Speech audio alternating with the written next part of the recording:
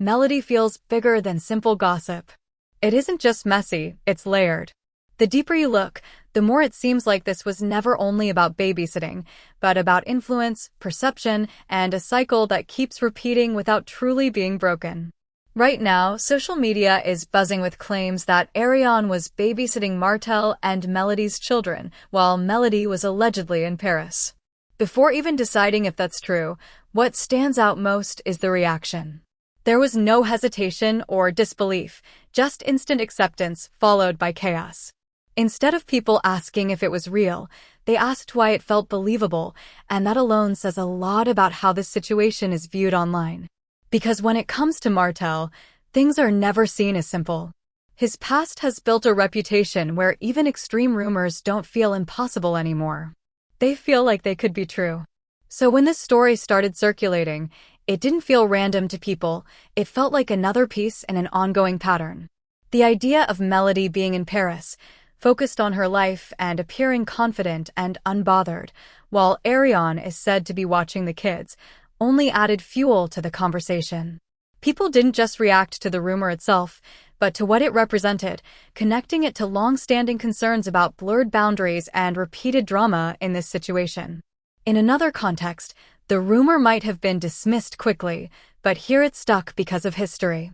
When someone has a pattern of chaos and instability around them, people stop giving them the benefit of the doubt and start expecting more drama instead.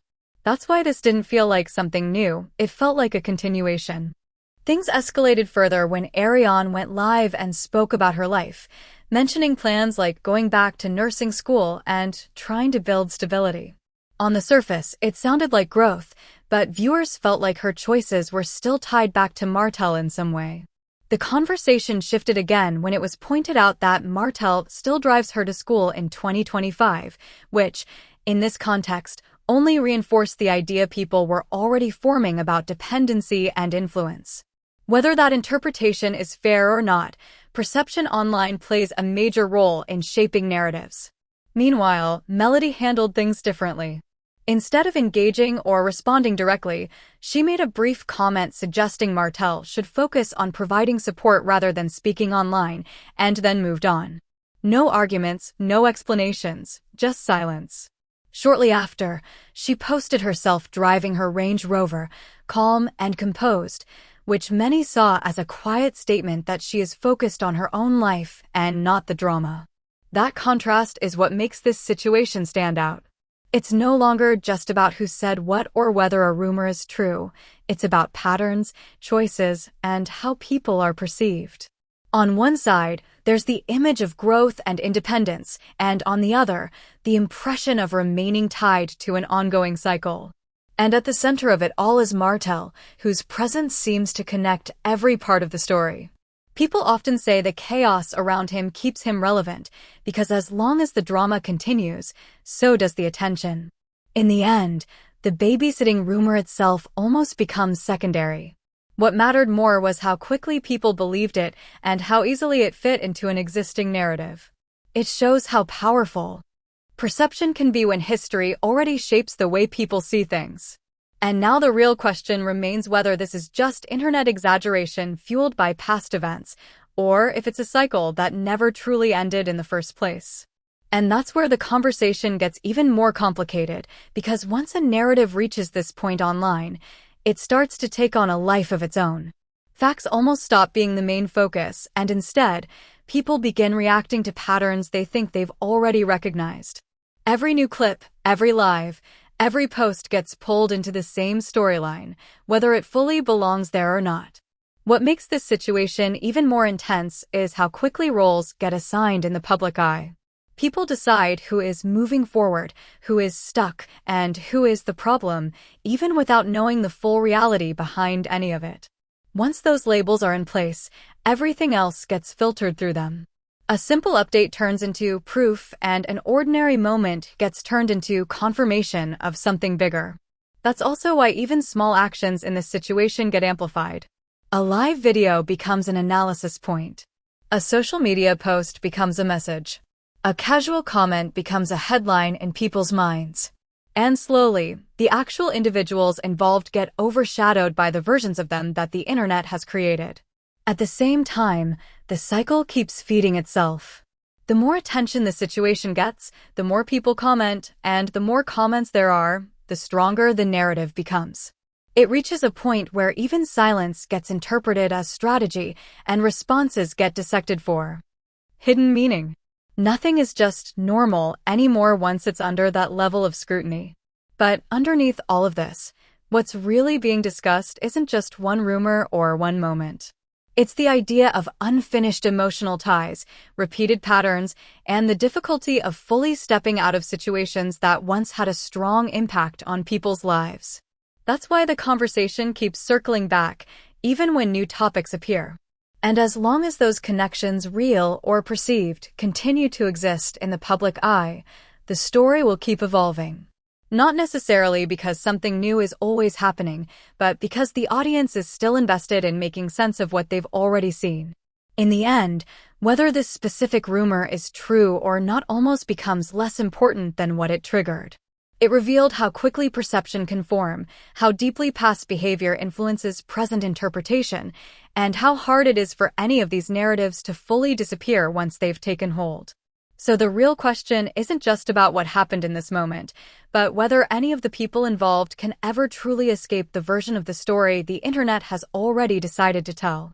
And that's where things become even more revealing, because once a story reaches this level online, it stops being about the original situation and starts becoming about the audience's belief in the pattern itself.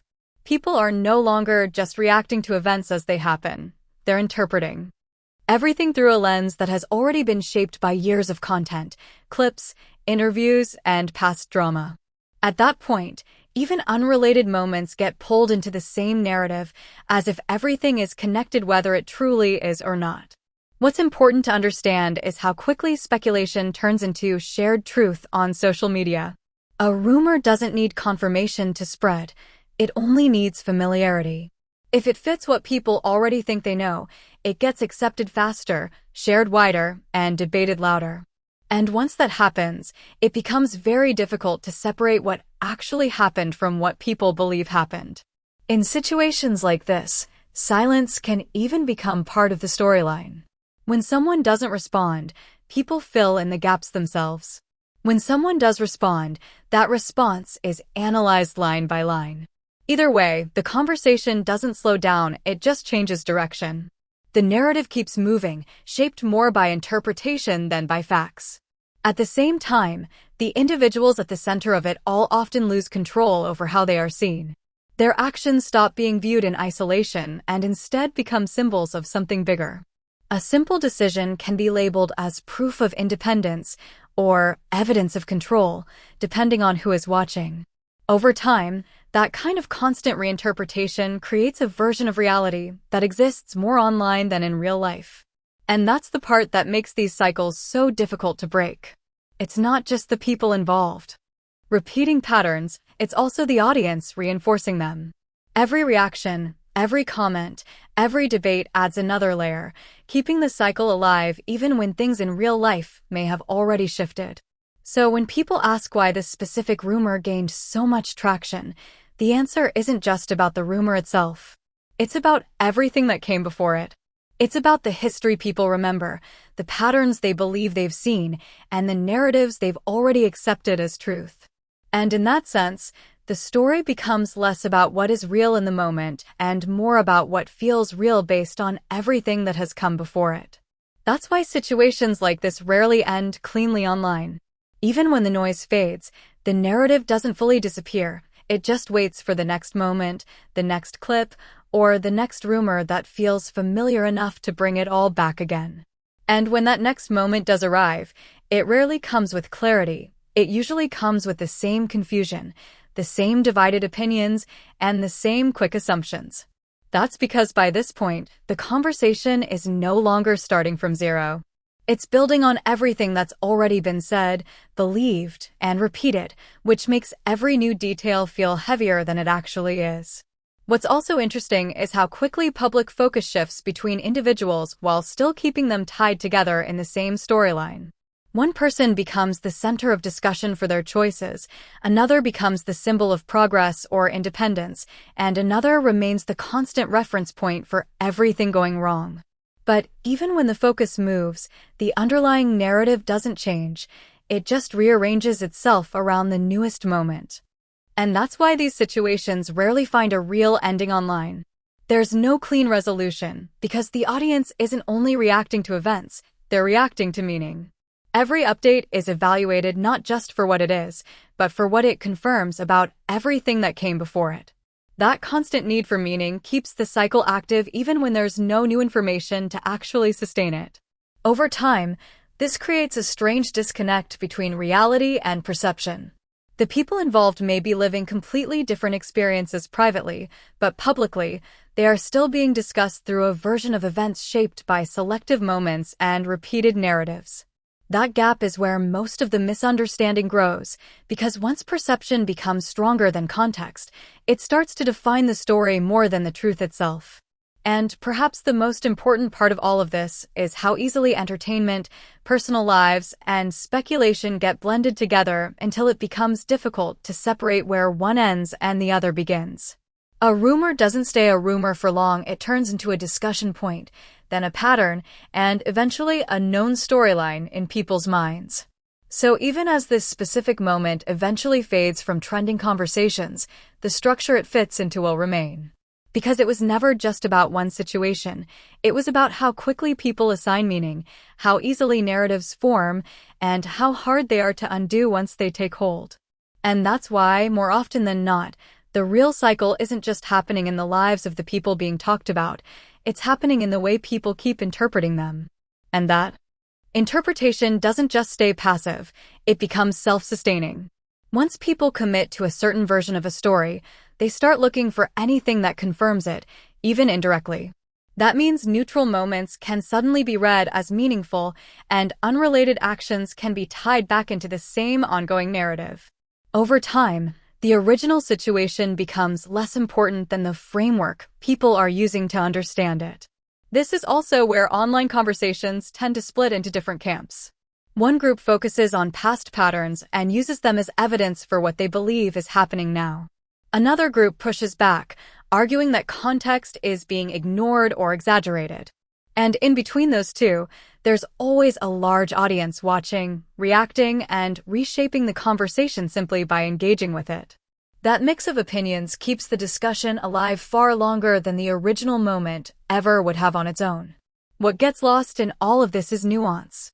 Real life rarely fits into clean categories like growth, control, or cycle, but those labels are what make online narratives easy to understand and share.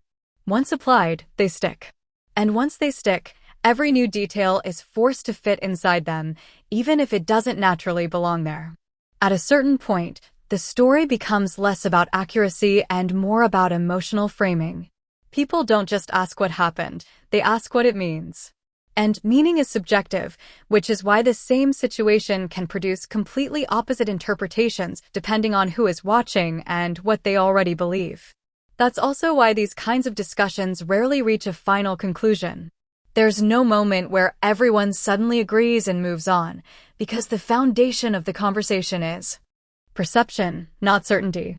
As long as perception keeps shifting, the narrative keeps adapting with it. And even when attention eventually moves elsewhere, the pattern doesn't fully disappear.